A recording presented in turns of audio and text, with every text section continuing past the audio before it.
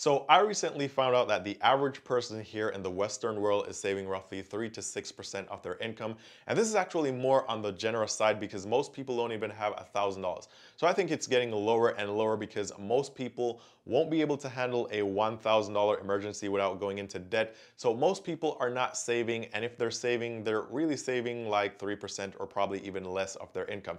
Now, I came across this article in Forbes which said that the household savings rate in China rose from 16% in the 1990s and is currently over 30%, which is at least 10 times more than what people are saving here in the Western world. And then it's kind of surprising because it's like, well, what are these people actually doing? Or how are they able to save roughly 30 to 50% more of their income when compared to people in America or the Western world who are only saving like 3% of their income or less most times? So I actually did some digging and I found out some interesting stuff, and that's what I'm going to be sharing with you guys in this video. And hopefully this can help you to save a lot of money as well. And with that said, before I jump into that, just a quick reminder, if you guys like these videos, if you like this kind of content, be sure to give this video a thumbs up. I'll really appreciate it. It's 100% free, won't ever cost you anything. Also, be sure to subscribe with the notifications on. That way you never miss the updates of when I post new videos on the channel. Also, if you ever want to talk to me one-on-one, you can find me on Instagram. The link is down below. But with that said, let's talk about why they're able to save 30 to 50% of their income in China, and we're only able to save 3% here. Now, everything that I mentioned in this video, I'm going to be leaving a link down below to the article in Forbes so you guys can actually go there and read it for yourself if you want to. But here's how the Chinese are able to save 30 to 50% of their income consistently right across the board. It's because they have, like, I would say, strange rules in China, right?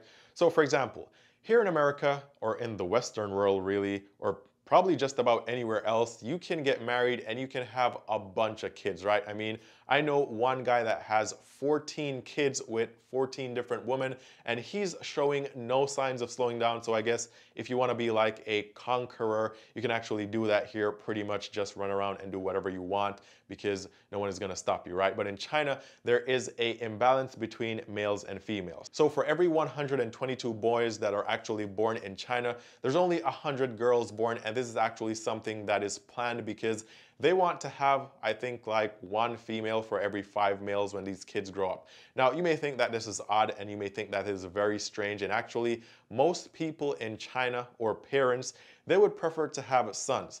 Now, this gets even crazier because they're also doing like ultrasounds and aborting children if they're not the right gender that they actually wanted. And so if they find out that they're having a girl and they wanted a boy, then they'll abort and they'll try again. And China also has a very strict family planning policy, which limits families to only having a certain number of children. And most couples in China, I mean, if you go there, if you get married, if you're a citizen, usually you're only gonna be allowed to have 2 kids and no more.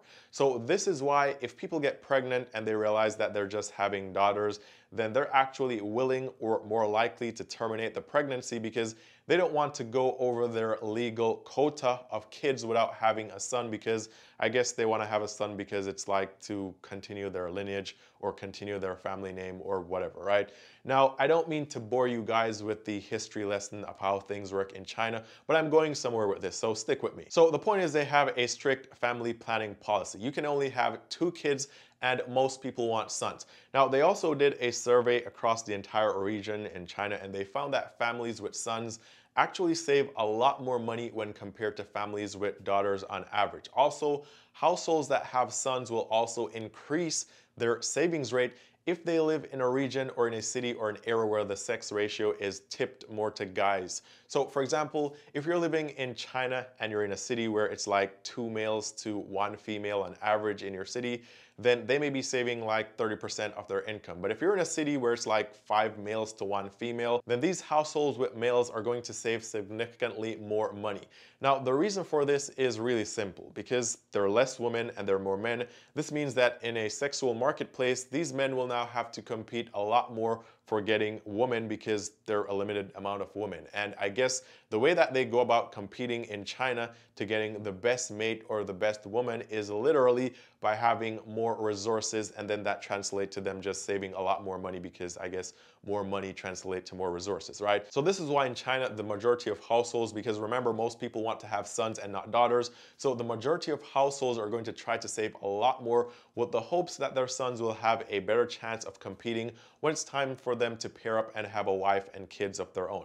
Now, I know this may sound a bit strange, or actually it sounds a lot strange, but this is how they actually do it in China, and I'm surprised myself because I never actually knew this stuff until I came across this article and I started doing some more research because the title was really shocking and I didn't believe that people were actually saving like 30 to 50% of their income on average, when we in America or the Western world only save like 3%.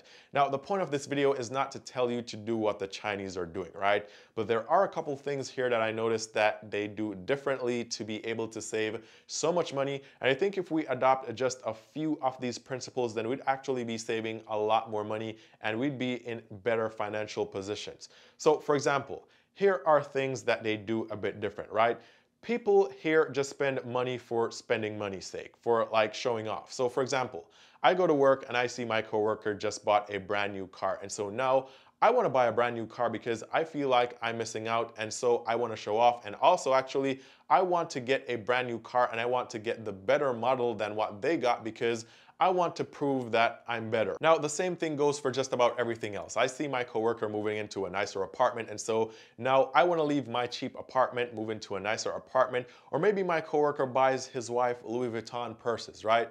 Now, I want to go and buy my wife Gucci purses. So it's just the idea of keeping up with the Joneses, which is like the norm here in America and the Western world in general. And people just always try to keep up with each other and they do whatever it takes to do so. So people will go into debt, and that is why we have a lot of credit card debt. People will take out personal loans. People will even commit illegal fraud just to do this. I mean, look at the whole PPP loan situation. People are taking loans under false pretense, under false businesses, just so they could buy luxury cars and go to the club and ball out and show off. And this is all just a case of keeping up with the Joneses and showing off. So that's pretty much the lifestyle that we have here in the Western world. And when you compare it with like China, for example, people there have a strict budget. People there will have like a budget of $100, and that $100 is for clothing for the entire year, meaning that in 12 months or within a 12-month period, one single year, they're only spending $100 on clothing. So they'll literally go to the store and they'll buy the cheapest underwear, the cheapest shirts, the cheapest pants, the cheapest clothing, and then that's it. When that $100 runs out, they're not spending any more money on clothing for that year. So they don't care about buying Gucci and Tom Ford. They don't care about buying any of these expensive brands, Prada. They're not buying this stuff. Now, I'm not telling you guys to be cheap. In fact, I tell you guys not to be cheap. Get quality stuff. So that's definitely not the message here, but I'm telling you that if you're broke and you know that you're broke, stop trying to act rich because you're making yourself poorer. In a couple of years, you're gonna look stupid because you would have wasted your working years using all your money on dumb stuff and then not having anything substantial to show for it later on in life. Now, I know you may be saying, well, Eann, it's impossible for me to do things like this, right? I can't spend $100 and get clothes for the year. I need to spend more. Well, here's the thing. People in the Western world, we keep buying stuff. For example, you keep shopping for clothes when you already have like a closet. You have 2 closets.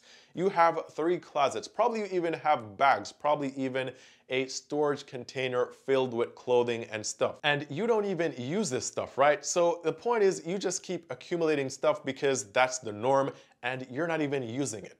Now, something else that I see that's just really crazy to me is that, for example, people have like storage containers, right? So they have a house and their house is just packed with stuff, and it's packed with stuff that they don't even use. And then in addition to this, they have storage containers that are also packed with even more stuff, and they don't even use this more stuff. They probably visit that storage container once or twice per year to look at the stuff that they have, but they don't actually use it. And this makes absolutely no sense, but here it's the norm. So we have all this stuff, we keep buying more stuff. You have nowhere to store the new stuff that you're gonna be buying. You're not actually using the stuff in the first place. So essentially you're just throwing your money away. So guys, the main idea or the main point here is if you're trying to get away from saving like 3% of your income to saving like 30 to 50%, you're going to have to switch your mindset. You're going to have to switch yourself from a consumerism mindset, which is what we have here by default. And this way you no longer feel fulfilled from just buying stuff that you don't even want.